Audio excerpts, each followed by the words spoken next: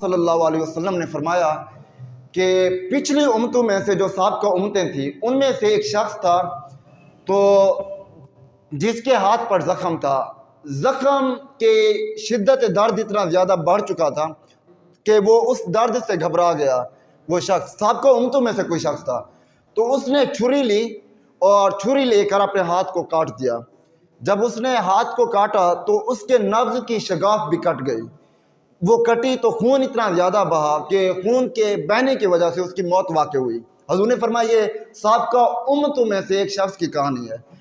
آقا کریم صلی اللہ علیہ وسلم نے فرمایا جب اس کی موت واقع ہوئی، وہ اپنے رب کے ہاں جب پیش ہوا تو اللہ تعالیٰ نے اس سے فرمایا، قال اللہ تعالیٰ بادرنی عبدی بنفسہ فحرمت علیہ الجنہ۔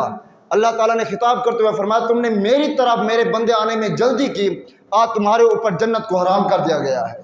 تم نے جلدی کی، تم نے میرے بلاوے کا انتظار ہی نہیں کیا، تم نے جلدی کی اور میری طرف آیا تو کہا کہ فحرمت علیہ الجنہ، آج تمہارے اوپر جنت کو حرام کر دیا گیا ہے۔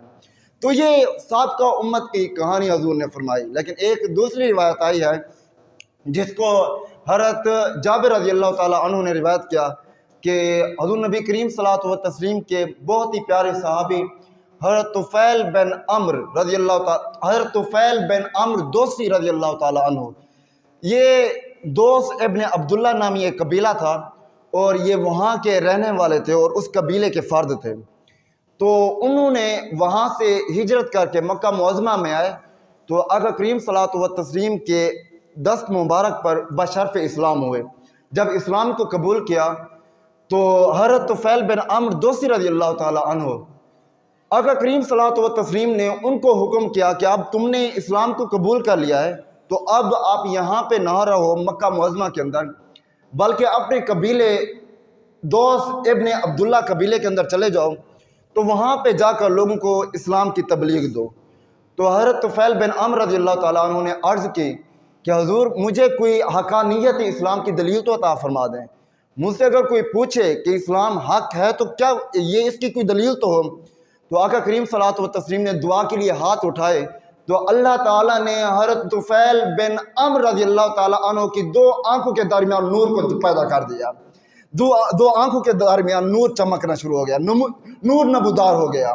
جب یہ جو نور نمودار ہوا، حضور نے فرمایا یہ حقانیت اسلام کی دلیل ہے اور آپ جاؤ لوگوں کو تبلیغ کرو۔ تو وہ نور پھر منتقل ہوتا ہوا حضرت طفیل بن عمرو رضی اللہ تعالیٰ عنہ کی لاٹھی میں آ گیا، اسی لیے آپ کا لقب ذوالنور بھی کہا گیا۔ آپ پھر اپنے قبیلے کے اندر گئے، وہاں کے لوگوں کو تبلیغ کی، اسلام کی، بہت سارے لوگ بشرف اسلام ہوئے آپ کی تبلیغ پر۔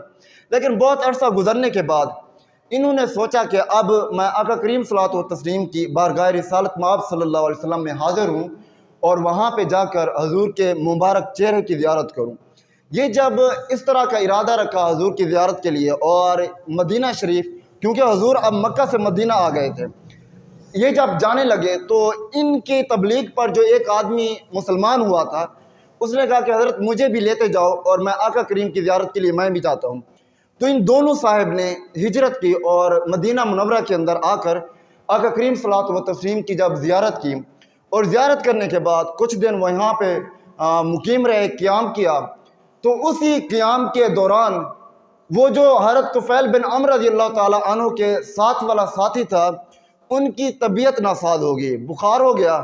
جب بیماری ہوئی تو وہ بیماری سے گھبرا گئے، تو انہوں نے تیر اٹھایا اور تیر سے انہوں نے اپنی انگلیوں کے پور کاٹ دیے۔ جب پور کاٹے تو انگلیوں کے پور کٹ جانے کی وجہ سے خون اتنی زیادہ بہا کہ خون کے بہنے کی وجہ سے ان کی موت واقع ہو گئی۔ اب جب موت واقع ہوئی تو حضرت طفیل بن عمرو رضی اللہ تعالیٰ عنہ خاصے پریشان ہوئے کہ میرا ساتھی تھا، بس اللہ نے اس کے ساتھ خیر انجام کیا ہو اور اللہ تعالیٰ مہربانی کرے میرے ساتھی پر۔ لیکن دن گزرتے رہے اور بہت سارے دنوں کے بعد انہوں نے خواب دیکھا۔ خواب میں کیا دیکھتے ہیں؟ اپنے اسی ساتھی کو خواب میں دیکھتے ہیں اور اچھی حالت کے اندر دیکھتے ہیں۔ اچھی حالت کے اندر دیکھتے ہیں کہ اس نے سفید لباس زیب تن کیا ہوا ہے اور اپنے دونوں ہاتھوں کو اس نے چھپایا ہوا ہے۔ تو حضرت طفیل بن عمرو رضی اللہ تعالیٰ عنہ نے اس سے پوچھا، کہا کہ تمہارے رب نے تمہارے ساتھ کیا کیا؟ فقال له ما صنع بک ربک، تمہارے رب نے تمہارے ساتھ کیا معاملہ کیا ہے؟ تم نے اس طرح سے انگلیوں کے پور کاٹے تھے، اب سنیے انہوں نے کیا جواب دیا۔ اب بات تو وہی تھی سابقہ امتوں والی، لیکن انہوں نے جو جواب دیا، کہا کہ لوگوں سن لو، میرا رب شاید میرے اس معاملے پر مجھے معاف نہ کرتا۔ فرمایا غفر علی بہجرت الی نبی صلی اللہ علیہ وسلم، میرے رب نے اپنے حبیب کی طرف ہجرت کرنے کی بدولت مجھے معاف فرما دیا ہے، میری بخشش فرما دیا ہے۔ ایسا میرا جو عمل تھا میرا رب معاف تو نہ کرتا۔ اور حضور فرما چکے تھے سابقہ آدمی پر اور سابقہ امت پر اس طرح کا عذاب آ گیا تھا، لیکن فرمایا غفر علی بہجرت الی نبی صلی اللہ علیہ وسلم، تو نے میرے حبیب کی طرف ہجرت کیا، اس ہجرت کی برکت سے میں تیری مغفرت کر دیتا ہوں۔ تو یہ اللہ تعالیٰ نے ان کو انعام۔ اچھا، پھر حضرت طفیل بن عمرو رضی اللہ تعالیٰ عنہ نے اس سے پوچھا کہ تمہاری مغفرت تو ہو گئی، لیکن یہ تو نے اپنے ہاتھ کیوں ڈھکے ہوئے ہیں، اس کو چھپایا ہوا کیوں ہے، اس کی کیا وجہ ہے؟ تو انہوں نے کہا کہ میرے رب نے کہا کہ جس ہاتھوں کو تو نے خود بگاڑا ہے ہم اس کو درست نہیں کریں گے، تیری بخشش تو کر دی، لیکن جن ہاتھوں کو تم نے خود بگاڑا تھا اس کو ہم ٹھیک نہیں کریں گے۔